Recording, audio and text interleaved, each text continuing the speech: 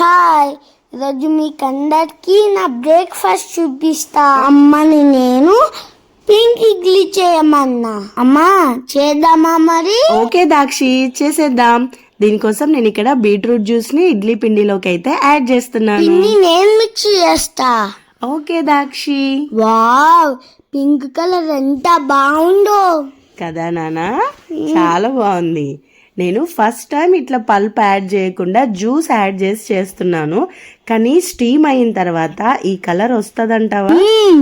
లచ్చి అమ్మా, మధ్యలో నేను వైట్ వేసాను, పైనుంచి పింక్ వేసినాను అమ్మా. చాలా బాగుంది దాక్షి. అమ్మా నువ్వు ఇడ్లీ స్టీమ్ చెయ్యి, నేను ఇప్పుడే వెళ్ళి ఫ్రెష్ అప్ అయ్యి వస్తా. ఏంటమ్మా పింక్ ఇడ్లీ రాకుండా ఎల్లో ఇడ్లీ వచ్చింది? పింక్ రాకుండా ఎల్లో ఎందుకు వచ్చింది కామెంట్ చేయండి.